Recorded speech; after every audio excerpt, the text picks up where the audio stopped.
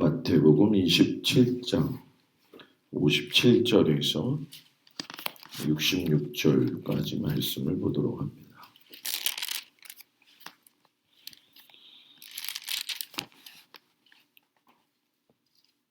말씀을 교독합니다. 저물었을 때에 아리마대의 부자 요셉이라 하는 사람이 왔으니 그도 예수의 제자라. 빌라도에게 가서 예수의 시체를 달라 하니 이에 빌라도가 베드로가 명령하거늘 요셉이 시체를 가져다가 깨끗한 세마포로 싸서 마을 속에 한 자기 새 무덤에 넣어두고 큰 돌을 굴려 무덤문에 놓고 가니 거기 막달라 마리아와 다른 마리아가 무덤을 향하여 앉았더라. 그의 날은 중기일 다음 날이라 대제사장들과 바리새인들이 함께 빌라도에게 모여 이르되 주여 저 속이던 자가 살아있을 때에 말하되 내가 사흘 후에 다시 살아나리라 한 것을 우리가 기억하노니 그러므로 명령하여 그 무덤을 사흘까지 굳게 지키게 하소서. 그의 제자들이 와서 시체를 도둑질하여 가고 백성에게 말하되 그가 죽은 자 가운데서 살아났다 하면 우리의 속임이 전보다 더 클까 하나이다 하니 빌라도가 이르되 너희에게 경비병이 있으니 가서 힘대로 굳게 지키라 하거늘 그들이 경비병과 함께 가서 돌을 임봉하고 무덤을 굳게 지키니라. 아멘. 고난주간 토요일 주님 앞에 나온 성도들을 축복합니다. 오늘 말씀을 보게 되면 예수님의 시신을 모시고 있는 한 사람의 이야기가 나오고 있지요. 그리고 그 무덤을 지키기 위해서 많은 경비병들을 모으고 있는 또 간악한 사람들의 모습을 우리가 볼 수 있습니다. 하나님께서 침뱉음과 조롱을 당하셨던 그 예수님, 죽으시고 난 이후에 그 예수님의 장례를 위해서 한 사람을 준비를 하십니다. 그 사람이 이름이 아리마대의 요셉이다라고 이야기를 하죠. 이 아리마대 요셉은 성경을 찾아보니까 당시 유대 사회에서 상류층에 속했던 사람이죠.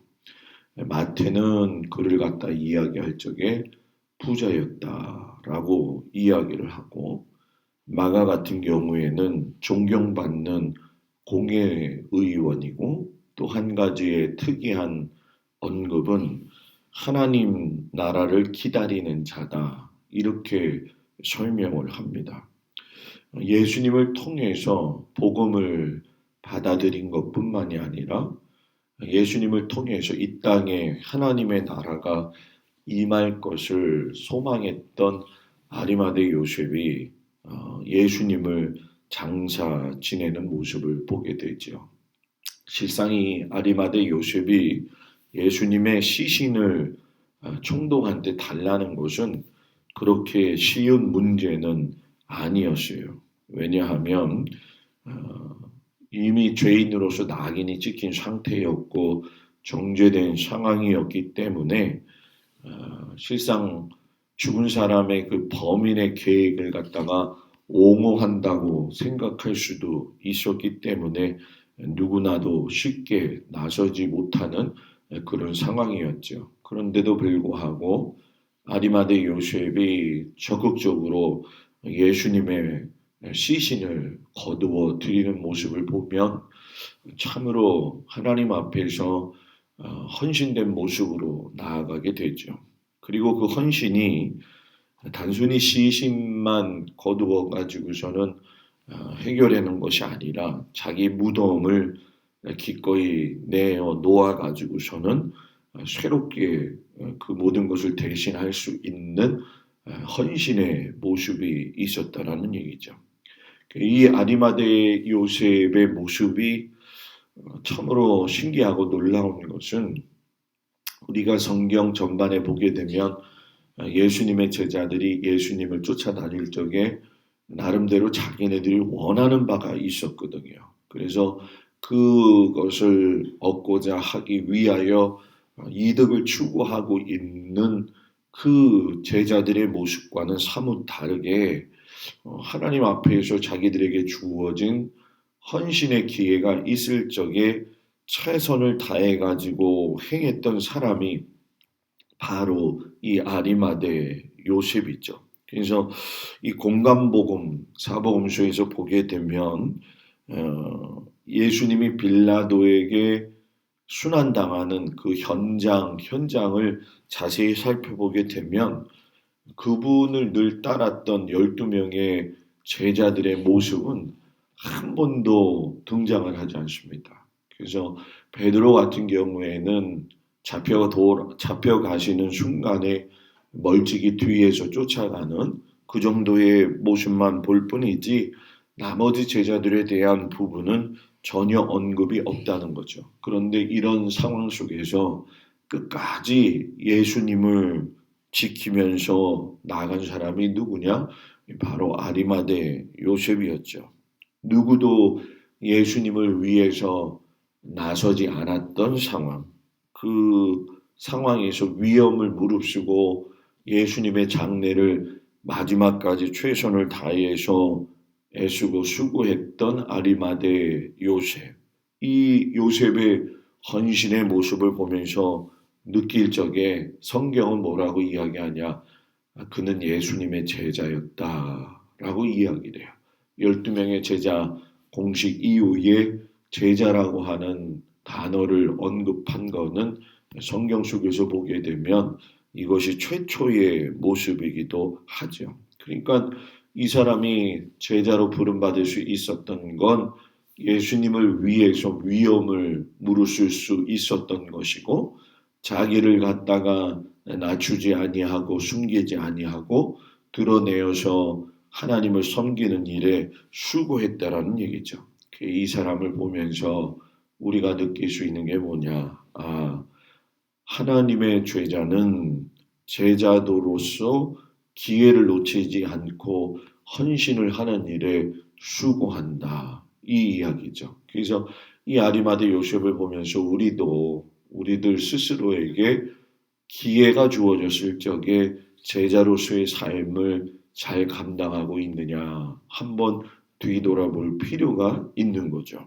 그리고 나서 성경의 뒤를 보게 되면 예수님이 시신이 무덤에 묻혀 있을 때에 이 진리를 전하셨던 예수님을 갖다가 속이는 자로 오인을 하는 사건이 나옵니다. 그 종교 지도자들이 생각을 곰곰이 하다 보니까 예수님의 말씀이 기억이 나는 거죠. 그래서 내가 사흘 후에 다시 살아나리라 이 말씀을 그들은 기분 좋게 받아들이거나 또는 그들의 형편대로 또는 상황에 따라서 받아들인 게 아니라 이거 혹시나 밀란을 일으킬 수 있는 소지가 있지 않느냐 이거는 예수의 허무맹랑한 이야기일 뿐이다 라고 이야기를 하면서 빌라도에게 무덤을 지켜달라고 부탁을 하는 모습을 보게 됩니다.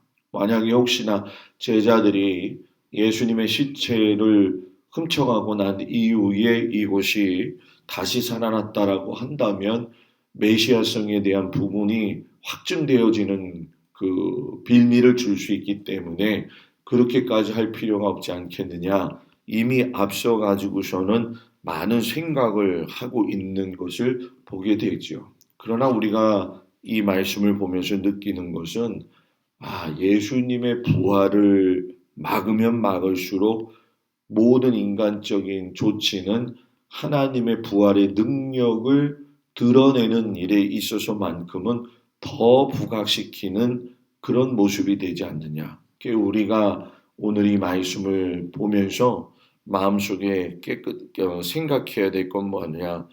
주님의 제자라고 하면서 늘 외치기만 하는 것이 중요한 것이 아니라 삶으로도 모습을 보여야 된다는 것이고 사람이 부활을 막기 위해서 노력을 한들 하나님의 영광인 부활은 더욱더 드러날 뿐이라는 얘기죠.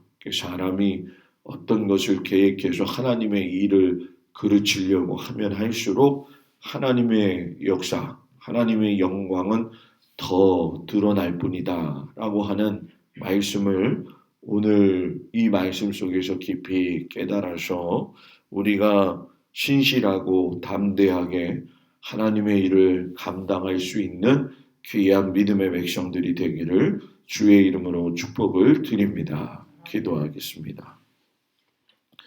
아리마대 요셉이 존경받는 공회의원이고 하나님을 기다리는 자였음에도 불구하고 자기의 유익을 굳이 아니하며 우리 주 예수 그리스도의 시신을 갖다 장사 지내는 모습을 보게 됩니다.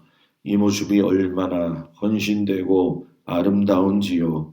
우리의 모습에도 그런 모습이 있도록 하나님 도와주시기를 간절히 기도하고 원합니다. 그 어떤 상황 속에서도 하나님을 높여드릴 수 있는 믿음의 사람들이 되어지도록 인도하여 주시옵소서. 반면에 예수님의 부활하심에 대해서 적극적으로 방해하는 사람들을 보게 됩니다.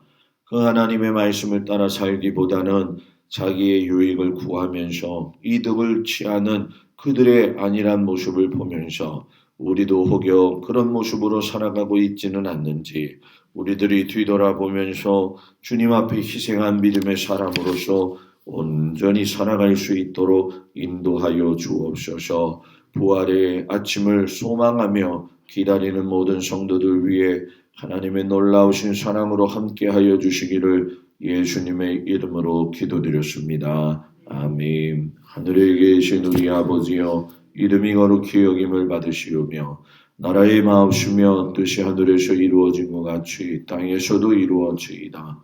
오늘날 우리에게 일용할 양식을 주옵시고 우리가 우리에게 죄진 자를 사하여 준 것 같이 우리의 죄를 사하여 주옵시고 우리를 시험에 들지 말게 하옵시며 다만 악에서 구하옵소서. 나라와 권세와 영광이 아버지께 영원히 있사옵나이다. 아멘.